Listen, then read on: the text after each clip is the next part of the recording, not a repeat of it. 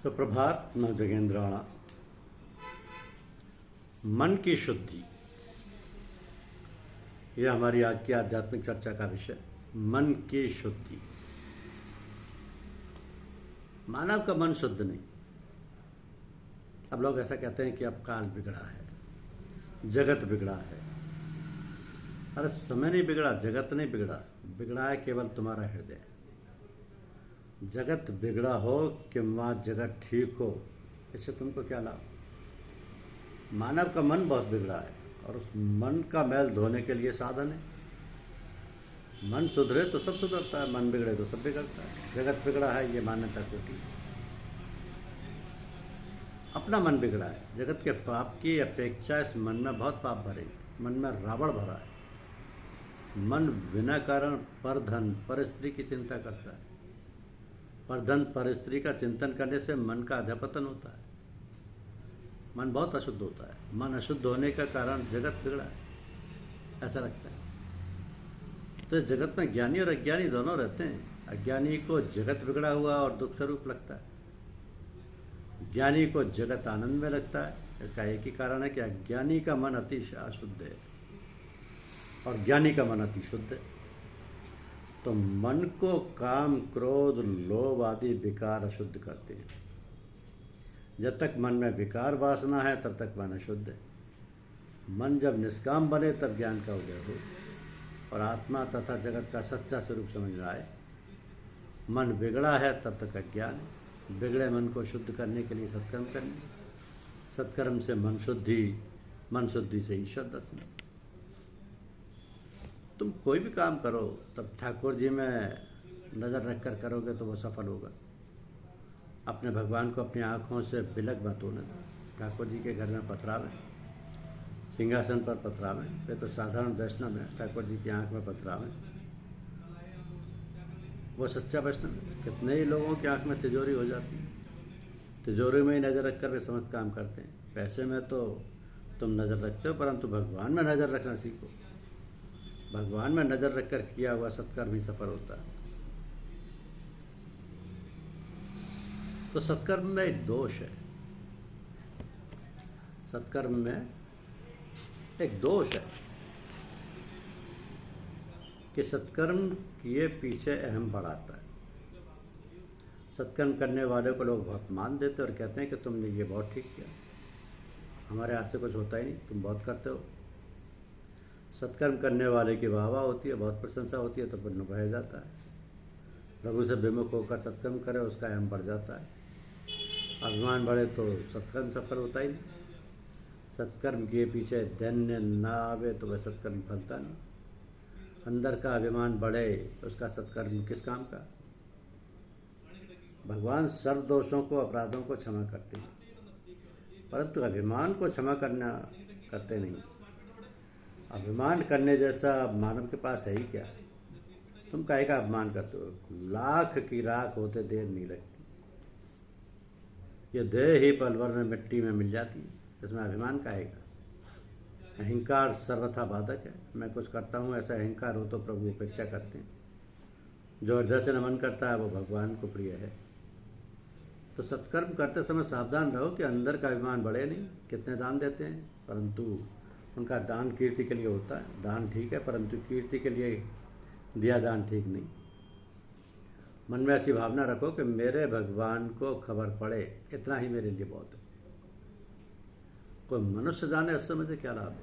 तुम बहुत दान देते हो, यदि इसका प्रकाश जगत में हो तो संभव है कि तुम्हारे द्वार पर मांगने वाले बहुत लोग आ जाए। बहुत अधिक लोग मांगने आएंगे तो पीछे किसी को तो तुम्हें हाथ जोड़ना ही पड़ेगा, ना करनी ही पड़ेगी। दान ठीक है, ज्ञान ठीक है, परंतु दान का, ज्ञान का अभिमान खराब है। सत्कर्म तो अभिमान हटने के लिए है। सत्कर्म मन को शुद्ध करने के लिए है। सत्कर्म परमात्मा को राजी करने के लिए है। सत्कर्म करने वाला भगवान में दृष्टि रखकर मैं ये करता नहीं, ये तो प्रभु ने कराया, ऐसा सतत अनुसंधान रखकर सत्कर्म करे तो सत्कर्म करने के पश्चात अभिमान नहीं आएगा। सत्कर्म करने के पश्चात इदम न मम बोलते हो, उसे आचरण में लाओ। ऐसी निष्ठा रखो कि ये मैंने नहीं किया। इदम नामम, मेरे भगवान ने कराया, भगवान ने उसके लिए मुझे बुद्धि शक्ति का दान देकर ये मेरे द्वारा कराया है। भगवान कृपा करके सत्कर्म कराएं तो ही वो हो सकता है। ठाकुर जी ने कृपा करके मुझे निमित्त बनाया, मेरे हाथ में कर्म कराया। तो परमात्मा श्री राम कृपा करें तभी मनुष्य को सत्कर्म करने की इच्छा होती है। अब बहुतों को सत्कर्म करने की इच्छा तो होती है, परंतु उनके द्वारा ये हो नहीं पाता। परमात्मा कृपा करते हैं तभी ऊपर रहकर वे ही सत्कर्म कराते हैं। सत्कर्म करने से ही मन शुद्ध होता है। सत्कर्म को ही यज्ञ कहते हैं। परमात्मा प्रसन्न हो ऐसा कोई भी सही काम करो, ये यज्ञ है। अग्नि में ही आहुति देने से यज्ञ होता है क्या? कथा में बहुत शांति रखकर श्री राम नाम का जप करते करते कथा सुनो, ये भी बहुत बड़ा यज्ञ है। परमात्मा का नाम कृपा से लिया जाता है। उनकी कृपा हो तो मनुष्य मौन रख सकता है। सत्कर्म कराने का बहुतों का प्रभु अवसर देते हैं, परंतु उन सबके द्वारा सत्कर्म होता नहीं। परमात्मा प्रसन्न हो ऐसा कोई भी ठोस काम करो, असावधान बैठो नहीं। प्रभु प्रसन्न हुए कि नहीं, यह जानने की एक युक्ति है। जो काम करने के बाद मन शांत रहे, जो काम करने के बाद अंदर से कुछ आनंद का अनुभव हो, ये सत्कर्म है। और उससे ऐसा मानो कि परमात्मा प्रसन्न हुए। तो जो काम करने के बाद मन चंचल हो, अंदर से कोई उद्वेग हो, मन अशांत हो, तो मानना कि प्रभु अप्रसन्न हुए। मनुष्य का जन्म सत्कर्म करने के लिए। मन को जब असावधानी रखोगे तब मन खोटा विचार करेगा। शास्त्र में तो लिखा है कि सत्कर्म करते करते अतिशय थकान हो, इसके बाद ही चारपाई पर पड़ना चाहिए। कितने लोग ऐसे होते हैं कि घर का काम जहाँ पूरा हुआ कि चारपाई पर पड़ जाते हैं। इससे जल्दी निद्रा तो आती नहीं और मन खराब विचार करने लगता है। कितने ही तो चारपाई में पड़े पड़े विचार करते रहते हैं कि भाव बढ़ेगा कि घटेगा, बैंक में कितने रुपए हैं, उनका ब्याज कितना आएगा। पैसे के लिए प्रयत्न करना बुरा नहीं, परंतु पैसे का चिंतन करना बुरा है। जब भी तुम बेकार बैठोगे और मन को निवृत्ति मिलेगी, तब अधिकतर मन द्रव्य का चिंतन करने लगेगा अथवा काम सुख का स्मरण करेगा।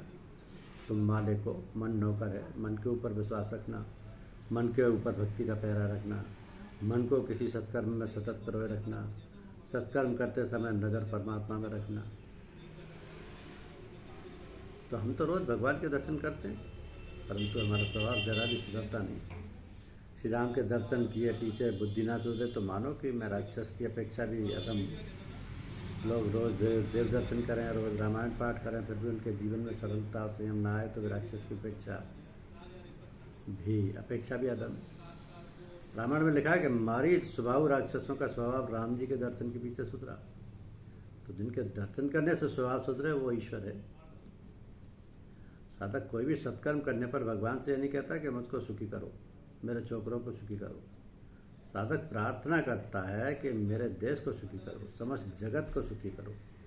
सर्वे भवन्तु सुखिनः, सर्वे सन्तु निरामयाः, सर्वे भद्राणि पश्यन्तु मा कश्चित् दुःखभाग्।